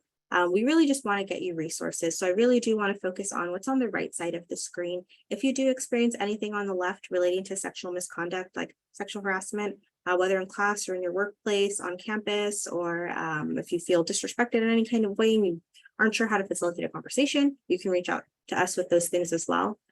Sexual misconduct, most folks understand what sexual assault is. Stealthing is when any kind of protective measure like a condom or a dental dam is removed without everyone's consent. Dating domestic violence, stalking, that can also include repeated phone calls again and again and again, a lot of text messages, maybe social media communication, emails, and someone's already said, I don't want to talk with you anymore. It could be a serious relationship. It could also be maybe you met up 1 or 2 times and you're not interested. If that person continues to kind of violate that boundary that someone has set, I don't want to speak with you anymore, and they continue, then you can let our advocates know, you can let us know, and either one of our offices can kind of help you safety plan, but also can facilitate a conversation if that person is a student or employee, and let them know that the communication needs to stop. On sexual exploitation, if someone is threatening to release sexually explicit photos or videos of you, and they're threatening to do it, or they have done it, or they're planning to, or they're asking in exchange for something, I'm going to release if you let us know, and we can kind of assist with that as well. Those are violations of California law, not just our CSU policy. So if you do need assistance with those things, those fall under the supportive measures, which are on the right side of the screen. Again, we can do things like a no contact directive. We can put folks on notice. You're not going to speak the rest of the semester. We can help facilitate extensions on like maybe an exam, a paper, maybe a quiz, or any kind of writing assignment that you weren't able to do. If you've experienced some sort of sexual violence and you processing your trauma, you need an extension, we can help facilitate that with your faculty. All we say is, hi, this person is engaged in a Title IX matter, And they're more than willing than happy to work with us. We've never had a faculty person saying, you know what? No, right? So please let us know. We can assist with that without even knowing your story. You don't need to tell us what happened to you. You can just say, it's something, happened. I don't really know what to do. And if you don't want to share yet, that's okay. We can still facilitate supportive measures. So I want to emphasize that. You can reach out to us and you don't have to kind of trauma dump essentially. If you don't feel comfortable, you're not ready to talk about it, you're still kind of working out what happened to you, you don't have to talk about it. If you're not ready, we can still help. Residential reassignments are for folks that live on campus. We work with HRL on case-by-case basis. And Mary already mentioned this earlier, pregnancy accommodations go through the Bob Murphy Access Center. So we're going to flip a little bit to talk about discrimination, harassment, retaliation on campus, and then we're going to wrap up. So the protected statuses that are on the screen in front of you are just kind of a reminder that we want to make sure that our campus feels as inclusive and inviting as possible. So this is mainly just a reminder that all of these protected statuses on the screen are relating to state or federal law or both. So you want to make sure these are those no-fly zones. We don't want to make jokes about any of these protected statuses. We want to make sure that we're growing and learning and developing and watching our remarks relating to any of these protected statuses. And if you have any questions or concerns about that, please give us a call. If you need to kind of talk out, I've said this in the past, but I don't know if it was appropriate, you have questions about that, you can also give us a call and we can walk you through it, no problem. This slide's really just a reminder that we want to make sure that we're not making any kinds of jokes or remarks or inappropriate statements relating to protected status, even if you belong to that protected status. And the example that I like to use is I do personally identify as a woman. So one day I may think it's funny to make a joke about women because I identify with that protected status. I'm a part of that group and I think it's appropriate. This is just kind of a reminder now from the beginning, it's not appropriate about any protected status, even if you belong to that protected status. And it's because you don't know who's overhearing the joke. Maybe you're using our wonderful university library services and you overhear somebody making an inappropriate remark and it really rubbed you the wrong way. Even if it wasn't directed at you, you can still come and make a complaint. And that's kind of just a reminder that we want to make sure whenever we're on campus, engaging with folks, whenever we're working with students from home on a group project or online or those kinds of things, when we're engaging with our university partners, we want to make sure that we have decorum and that we are using welcoming and inviting language and we're being respectful. And that's mainly all we wanted to get out of this slide here. Most folks that do end up in our office, they're not intentionally trying to be discriminatory in nature or cause some sort of feelings that they're harassing others. They may be unintentionally making statements, remarks, or jokes that make other folks uncomfortable. So someone has complained. So that's just something to keep in mind if you want to stay out of the hot seat, which I hope you do. This is a reminder that we do have a non-retaliation policy on campus. So if someone does decide to make a complaint with our office, you are protected from experiencing adverse action because you decided to work with our office. And this applies because sometimes folks feel that they need to make a complaint against staff or faculty, for example, and someone that may have some sort of supervisory role against you or that is grading your paper, or you were hoping for a letter of recommendation in the future, but you are concerned with something they've said or something that they've done. That is something that you can still report and kind of know that we explain non-retaliation to every party that engages with our office, whether they're the person who experienced the harm or they're the person that is accused of causing it. Everyone knows about non-retaliation and that we have certain expectations. If the non-retaliation policy is believed to have been violated by the person who experienced harm, that's an entirely different complaint that we can also review and potentially hold folks accountable with.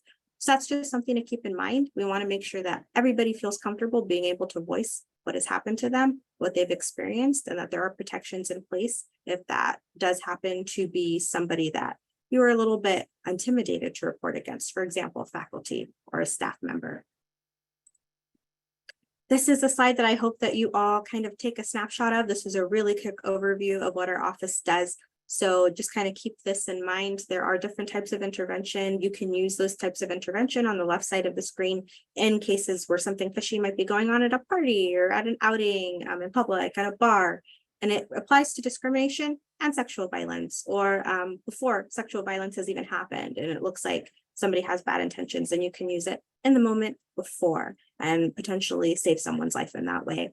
The affirmative consent piece is something to keep in your back pocket as students. All of those things that are on the screen need to be included in order for it to be considered affirmative consent. This is CSU policy, and if somebody does make a complaint, can be held accountable in an educational process for violating that affirmative consent. And here's a resources slide. That QR code on the bottom there is our non-discrimination policy that we abide by, given to us by the CSU. And then you can also visit our website that's linked down there at the bottom. If you just type in csulb.edu equity-compliance, will pop up if you have additional questions or concerns. Thank you. And I will pass it off to Tina for closing remarks. Thank you, Susanna. I really appreciate it. Well, we're down to the last minute of today, and we just want to say that we're so glad that you were able to join us and take some time out of your busy lives to learn more about the graduate experience and welcome you to Graduate Studies at the Beach. I just want to remind you that the recording of today's orientation will be available to you via email in about 24 hours or so. In that email, you will also receive a post-orientation survey. We hope you provide us with some feedback so we can ensure that what we did well, we keep doing, and what we didn't do so well, we do less of. And then finally, we hope to see all of you in person at the Grad Center Open House on August 30th from 5 to 7 p.m. on the second floor of the library. That is all. Good luck, everyone. Enjoy grad school and go beach.